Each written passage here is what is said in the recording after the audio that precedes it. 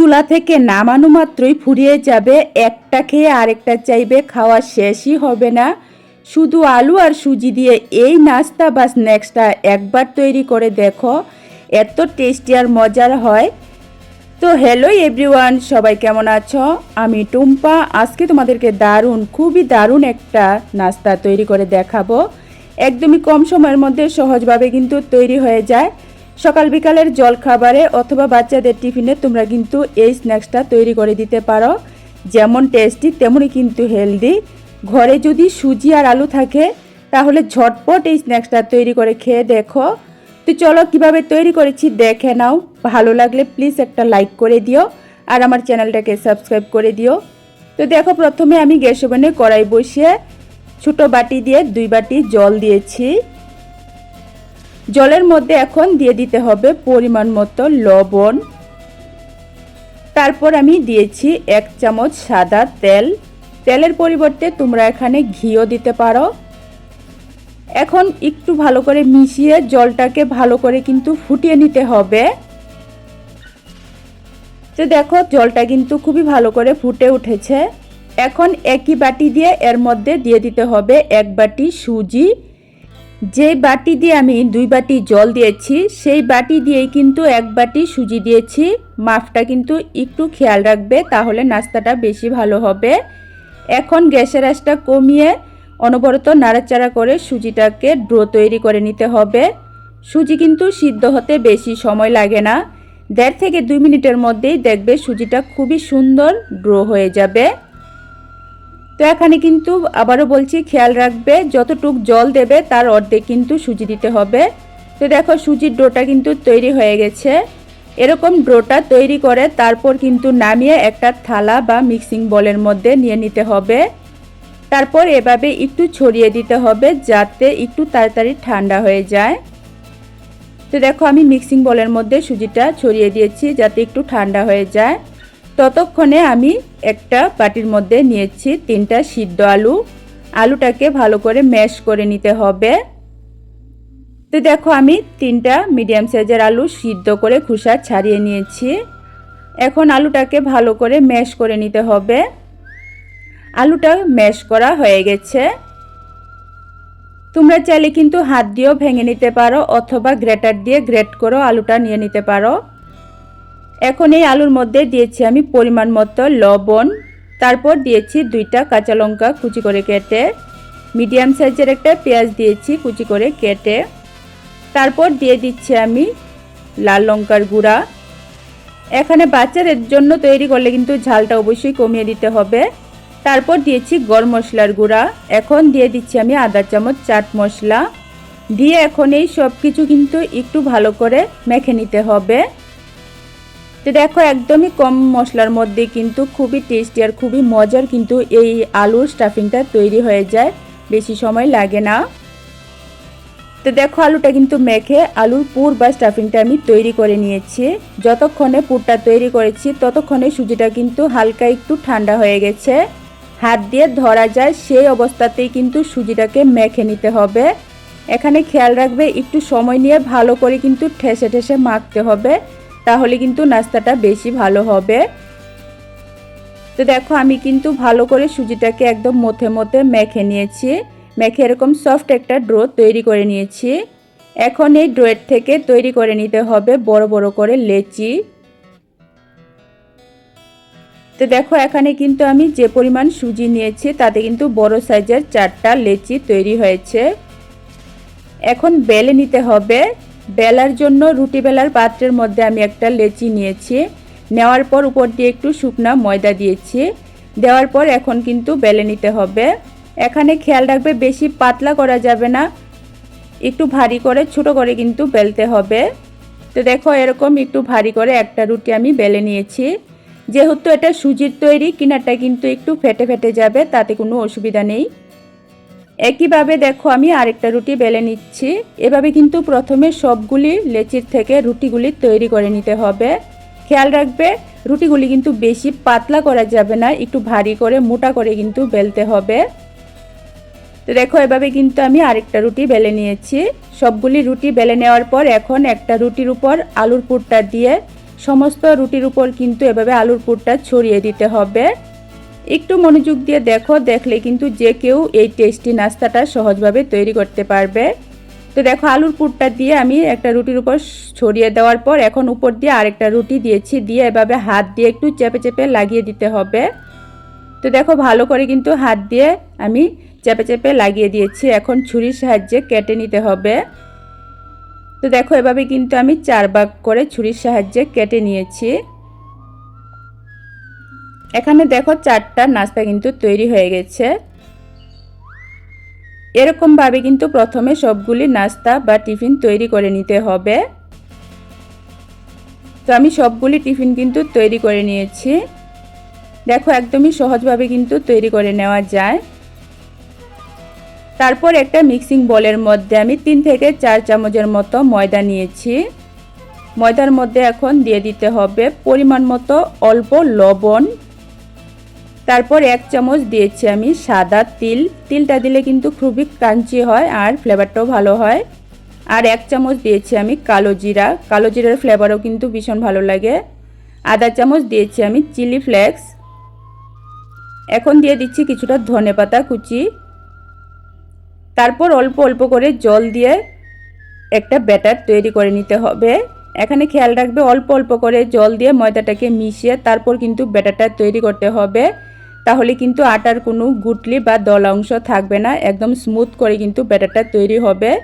তার জন্য বলছি অল্প অল্প করে জল দিয়ে পাতলা করে একটা ব্যাটার তৈরি করতে হবে। তো দেখো আমি অল্প অল্প করে জল দিয়ে এরকম একটু পাতলা করে ব্যাটারটা তৈরি করে নিয়েছি। তারপর যে আমি নাস্তাগুলি তৈরি করে রেখেছিলাম সেই নাস্তাগুলি এই ব্যাটারের মধ্যে দিয়ে ব্যাটারটা কিন্তু একটু ভালো করে লাগিয়ে নিতে হবে। তো দেখো এরকম করে কিন্তু ব্যাটারটা ভালো করে নাস্তার মধ্যে লাগিয়ে নিয়েছি। তারপর গ্যাস ওভেনে আমি কড়াই বসিয়ে কড়াইয়ের মধ্যে দিয়েছি পরিমাণ মতো তেল। তেলটা একটু গরম হয়ে যাওয়ার পর তারপর কিন্তু একটা একটা করে নাস্তাগুলি দিয়ে দিতে হবে। একবার শুধু আমার মতো করে এই নাস্তাটা তৈরি করে খেয়ে দেখো, চপ সিঙ্গারা কচুরি খাওয়া ভুলেই যাবে। সিঙ্গারার চেয়েও কিন্তু অনেক বেশি টেস্টি আর খুবই হেলদি আর খুবই কিন্তু মজার হয়, খুবই মুচমুচে খাস্তা হয় এই নাস্তাটা। তো দেখো আমি এখানে একসাথে 4টা নাস্তা দেওয়ার পর উপর দিয়ে একটু তেল দিয়ে দিয়েছি, গরম তেল। এভাবে গরম তেল দিয়ে দিলে কিন্তু উপরটা একটু সেট হয়ে যায়। তারপর 2-3 মিনিট পর এগুলি উল্টে দিতে হবে। এখানে খেয়াল রাখবে গ্যাসের আঁচটা কিন্তু মিডিয়ামে রেখে তারপর কিন্তু ভাজতে হবে, যেহেতু এগুলি সুজির নাস্তা ভেঙে যেতে পারে। তার জন্য বলছি গ্যাসের আঁচটা কিন্তু মিডিয়ামে রেখে একটু বাড়িয়ে তারপর কিন্তু এগুলিকে উল্টে পাল্টে এরকম একটু লাল করে ভেজে নিতে হবে। এরকম একটু কালার করে ভেজে নিলে খুবই মুচমুচে খুবই টেস্টি হয়। তো দেখো এক ব্যাচ নাস্তা কিন্তু আমার ভাজা হয়ে গেছে। দেখতে যেমন সুন্দর হয়, খেতেও কিন্তু সত্যি বলছি খুবই দারুণ হয়েছিল। বৃষ্টির দিনে চায়ের সাথে অথবা সসের সাথে তোমরা এরকম মুচমুচে স্ন্যাক্সটা তৈরি করে পরিবেশন করতে পারো। যে খাবে সেই কিন্তু প্রশংসা করবে। বাজার থেকে কিন্তু সিঙ্গারা কচুরি চপ মুচমুচে ডালের বড়া কিনে খেতেই হবে না, এভাবে নাস্তাটা তৈরি করে দেখো, ভীষণ ভালো হয় খেতে। তো রেসিপিটা কেমন লেগেছে অবশ্যই কমেন্ট করে জানিও। ভালো লাগলে লাইক কমেন্ট শেয়ার করো, চ্যানেলটাকে সাবস্ক্রাইব করে দিও। আবারও আরেকটা নতুন রেসিপি নিয়ে আসবো, ততক্ষণের জন্য ভালো থেকো সুস্থ থেকো। আজকের জন্য টাটা। উফ কি দারুণ মুচমুচে খাস্তা এই স্ন্যাক্সটা। ঘরে থাকা মাত্র 2টা উপকরণ দিয়ে ঝটপট এই স্ন্যাক্সটা তোমরা বৃষ্টির দিনে বানিয়ে পরিবেশন করতে পারো চায়ের সাথে অথবা সসের সাথে। খেয়ে কিন্তু সবাই অনেক বেশি পছন্দ করবে। তো হ্যালো এভরিওয়ান, সবাই কেমন আছো? আমি টুম্পা। আজকে তোমাদেরকে খুবই দারুণ টেস্টি মুচমুচে খাস্তা স্ন্যাক্স তৈরি করে দেখাবো। আশা করছি আমার আজকের রেসিপিটা সবারই খুবই ভালো লাগবে। তো যদি একটু ভালো লেগে থাকে তাহলে বলছি প্লিজ একটা লাইক করে দিও আর আবার চ্যানেলটাকে সাবস্ক্রাইব করে দিও। একদমই কম সময়ের মধ্যে অল্প উপকরণে ঝটপট এই খাস্তা মুচমুচে স্ন্যাক্সটা তোমরা কিভাবে তৈরি করেছি দেখে নাও। প্রথমে দেখো আমি একটা মিক্সিং বল নিয়েছি। মিক্সিং বলের মধ্যে আমি ছোটো বাটি দিয়ে 1 বাটি ময়দা নিয়েছি। তোমরা চাইলে আটা দিয়েও করতে পারো, তবে আটা দিয়ে করলে কিন্তু আটার সাথে 2 চামচ সুজি দিতে হবে, তাহলে কিন্তু স্ন্যাক্সটা মুচমুচে খাস্তা হবে। এখন আমি দিয়েছি গোটা জিরা, তারপর দিয়ে দিচ্ছি পরিমাণ মতো লবণ, দেওয়ার পর এখন এই শুকনো উপকরণগুলি একটু ভালো করে মিশিয়ে নিতে হবে। মেশানো হয়ে গেলে এর মধ্যে দিয়ে দিতে হবে 1 চামচ তেল। এখানে আমি 1 চামচ সাদা তেল দিয়েছি, তার ফলে কিন্তু নাস্তাটা খুবই খাস্তা মুচমুচে হবে। এখন এই তেলটাকে কিন্তু হাত দিয়ে এভাবে ময়দার মধ্যে ভালো করে লাগিয়ে নিতে হবে। তো দেখো আমি কিন্তু হাত দিয়ে খুবই ভালো করে ময়দার মধ্যে তেলটা লাগিয়ে নিয়েছি। ময়ানটা কিন্তু হয়ে গেছে। এখন অল্প অল্প করে জল দিয়ে ময়দাটাকে মেখে নিতে হবে।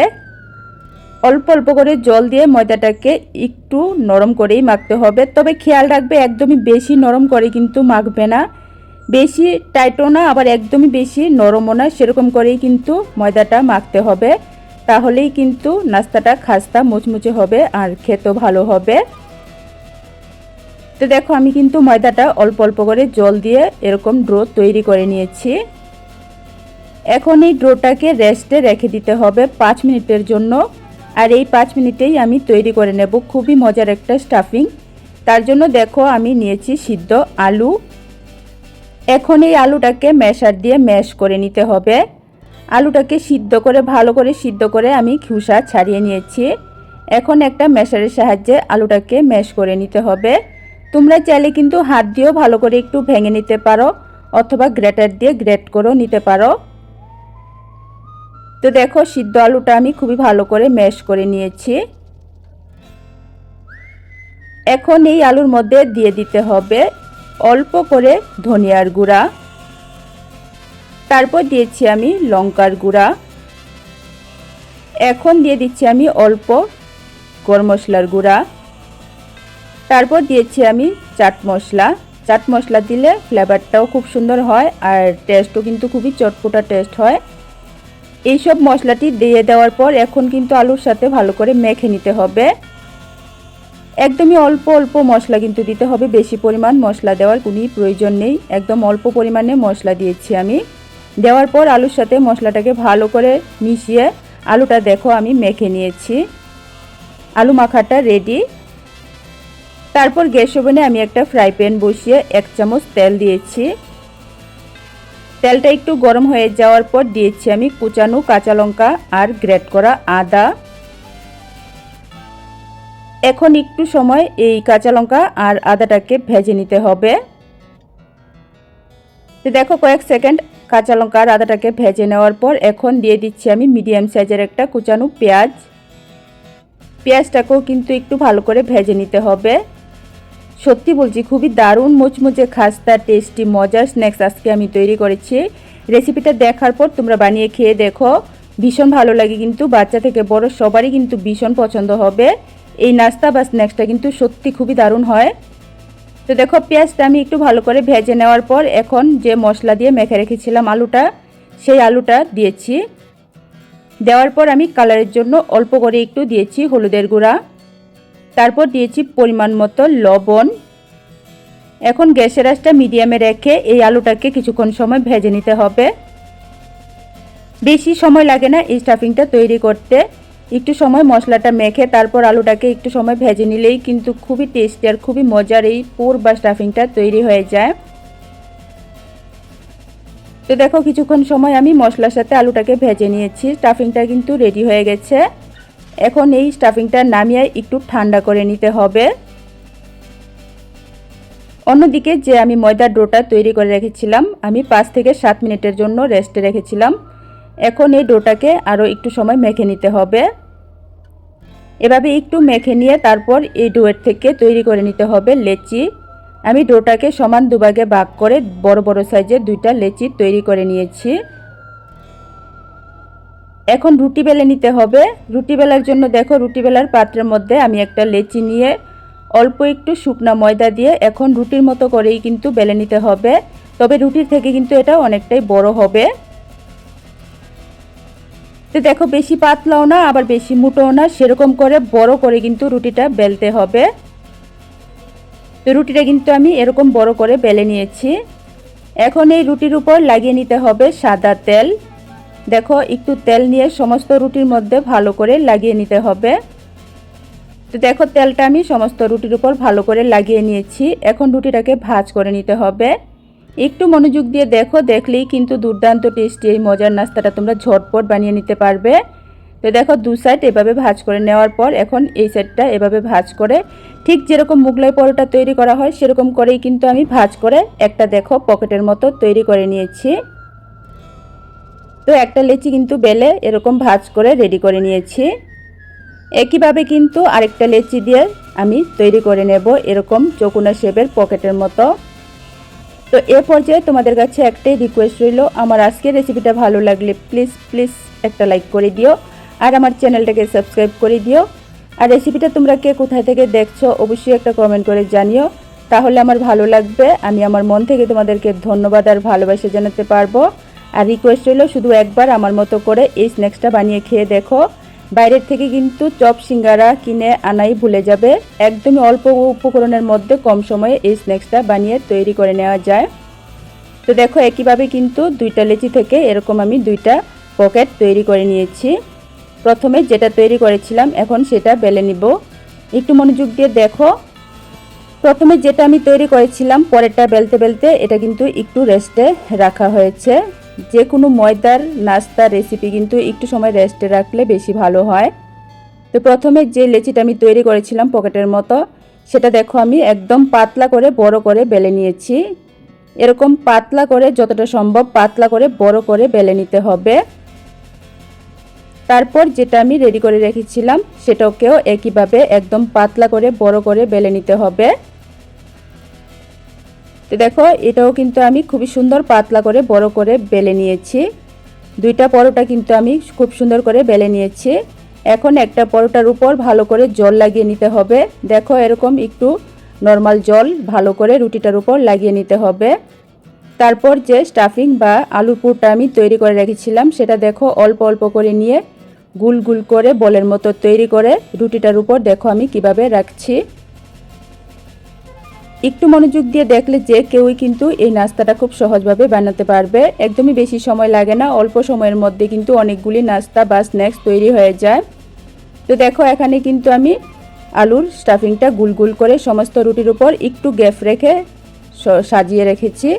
তারপর যে আরেকটা পরোটা বেলে রেখেছিলাম সেই পরোটাটা এখন উপর দিয়ে দিয়ে কিনারটা একটু ভালো করে কিন্তু চাপ দিয়ে লাগিয়ে নিতে হবে। যেহেতু প্রথমে আমি রুটির মধ্যে জল লাগিয়েছিলাম, এভাবে একটু চাপ দিলে কিন্তু খুব সুন্দর করে কিন্তু আঠার মতো লেগে যাবে, তার জন্যই কিন্তু প্রথমে রুটির উপর একটু জল লাগিয়ে নিতে হবে। তারপর কিন্তু এভাবে চাপ দিলে খুব সুন্দর কিন্তু একদম আঠার মতো লেগে যাবে, ভাজার সময় কিন্তু আর খুলে যাবে না। এভাবে দেখো চারিদিকে আমি খুব ভালো করে কিন্তু চাপ দিয়ে লাগিয়ে নিয়েছি। তারপর এখন কিন্তু মাঝখানেও একটু চাপ দিয়ে লাগিয়ে নিতে হবে। বৃষ্টির দিনেও কিন্তু মুচমুচে খাস্তা স্ন্যাক্স বা নাস্তা খেতে সবারই ভীষণ পছন্দ। আলু আর ময়দা থাকলে এই স্ন্যাক্সটা তোমরা ঝটপট বানিয়ে সসের সাথে অথবা চায়ের সাথে পরিবেশন করতে পারো। খেয়ে কিন্তু বুঝতেই পারবে না যে এটা ঘরে তৈরি। সিঙ্গারার চেয়েও কিন্তু অনেক বেশি টেস্টি আর মজার হয়। আমার মতো করে একবার এই স্ন্যাক্সটা বানিয়ে খেয়ে দেখো, সত্যি বলছি খুবই দারুণ হয়। তো দেখো এভাবে মাঝখানেও কিন্তু আমি চাপ দিয়ে লাগিয়ে নেওয়ার পর এখন দেখো আমি নাস্তাটা ছুরির সাহায্যে কেটে নিচ্ছি ভাগ ভাগ করে।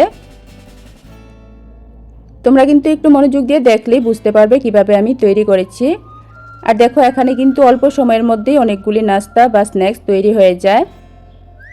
এভাবে দেখো আমি এই সাইডটাও কেটে নিচ্ছি। এভাবে কিন্তু কেটে পাট পাট করে নিতে হবে নাস্তাগুলিকে। তো দেখো নাস্তাটা আমি খুব সুন্দর করে কিন্তু কেটে নিয়েছি। এখন কিনারের অংশটা একটু করে কেটে বাদ দিয়ে দিচ্ছি যাতে নাস্তাটা দেখতে সুন্দর হয় আর সমান হয়, তার জন্য দেখো কিনারের সাইডটা আমি একটু একটু করে কেটে বাদ দিয়েছি। তো দেখো চারিদিকেই কিন্তু আমি একটু একটু করে কেটে বাদ দিয়ে দিয়েছি, তার ফলে কিন্তু নাস্তাটা সমান হবে আর দেখতে খুবই সুন্দর হবে। আর সবগুলি নাস্তা কিন্তু দেখতে একই রকম হবে। এভাবে দেখো সাইডটা আমি একটু করে কেটে বাদ দিয়েছি। তো দেখো একসাথে কিন্তু এখানে অনেকগুলি নাস্তা বা স্ন্যাক্স তৈরি হয়ে গেছে। আর কত কম সময়ের মধ্যে সহজভাবে তৈরি হয়েছে দেখে নিশ্চয়ই বুঝতে পারছো। তো এখানে সবগুলি কিন্তু আমি রেডি করে নিয়েছি। এখন এগুলি ভাজার জন্য গ্যাস ওভেনে আমি একটা ফ্রাই প্যান বসিয়েছি। ফ্রাই প্যানের মধ্যে আমি দিয়েছি পরিমাণ মতো তেল। তেলটা মিডিয়াম গরম হয়ে যাওয়ার পর এখন নাস্তাগুলি একটা একটা করে দিয়ে দিতে হবে। এখানে খেয়াল রাখবে তেলটা কিন্তু বেশি গরম করা যাবে না, মিডিয়াম গরম করার পর কিন্তু নাস্তাগুলি দিতে হবে। আর যদি তেলটা অতিরিক্ত বেশি গরম হয়ে যায় তাহলে কিন্তু নাস্তাগুলি দেওয়ার সাথে সাথেই কালার হয়ে যাবে, কিন্তু মুচমুচে খাস্তা হবে না। তো দেখো এখানে আমি একসাথে 4টা নাস্তা দিয়েছি। দেওয়ার পর গরম তেলটা একটু এভাবে উপর দিয়ে দিয়েছি, তার ফলে কিন্তু উপরটা ফুলে যাবে আর মুচমুচে খাস্তা হবে। এভাবে উপর দিয়ে একটু গরম তেল দিয়ে দেওয়ার পর এখন দেখো আমি উল্টে দিচ্ছি। এই নাস্তাগুলি কিন্তু ভাজার সময় অবশ্যই গ্যাসের আঁচটা মিডিয়ামে রাখতে হবে। মিডিয়ামে রেখেই কিন্তু উল্টে পাল্টে একটু লাল করে নাস্তাগুলি ভাজতে হবে, তাহলেই কিন্তু খুবই খাস্তা মুচমুচে হবে আর খেতেও ভীষণ ভালো হবে। তো দেখো এভাবে উল্টে পাল্টে একটু লাল করে কিন্তু আমি এক ব্যাচ নাস্তা ভেজে নিয়েছি। তো দেখো কত সুন্দর হয়েছে, সিঙ্গারার মতো কিন্তু খুবই মুচমুচে খাস্তা হয় আর ভীষণ কিন্তু খেতে ভালো লাগে। বাইরের কিনা সিঙ্গারার চেয়ে কিন্তু ঘরের তেলে ভাজাটা অনেকটাই স্বাস্থ্যকর। তার জন্য বলছি ঝটপট ময়দা বা আটা থাকলেই তোমরা এই স্ন্যাক্সটা বানিয়ে একবার খেয়ে দেখো, ভীষণ ভালো লাগবে। বাইরের থেকে কিন্তু আর সিঙ্গারা কিনেই খেতে হবে না। তো একইভাবে দেখো পরের নাস্তাগুলিও আমি দিয়ে উল্টে পাল্টে একটু লাল করে ভেজে নিচ্ছি। তো দেখো এই ব্যাচের নাস্তাগুলিও কিন্তু আমি উল্টে পাল্টে এরকম একটু লাল করে ভেজে নিয়েছি। নাস্তাগুলি কিন্তু খুবই মুচমুচে খাস্তা হয়। তো এইভাবে দেখো সবগুলি নাস্তাই কিন্তু আমি ভেজে নিয়েছি। টমেটো সস অথবা চায়ের সাথে তোমরা এগুলি পরিবেশন করতে পারো, খেয়ে কিন্তু সবারই ভীষণ পছন্দ হবে। তো আজকে আমার এই মুচমুচে খাস্তার নাস্তা রেসিপিটা তোমাদের কেমন লেগেছে অবশ্যই কমেন্ট করে জানিও। ভালো লাগলে লাইক কমেন্ট শেয়ার করো, চ্যানেলটাকে সাবস্ক্রাইব করে দিও। দেখো আমি তোমাদেরকে একটা ভেঙেও দেখাচ্ছি, একদমই মুচমুচে খাস্তা হয়েছে। তো আবারও আরেকটা নতুন রেসিপি নিয়ে আসবো, ততক্ষণের জন্য তোমরা সবাই ভালো থেকো, সুস্থ থেকো। আজকের জন্য টাটা।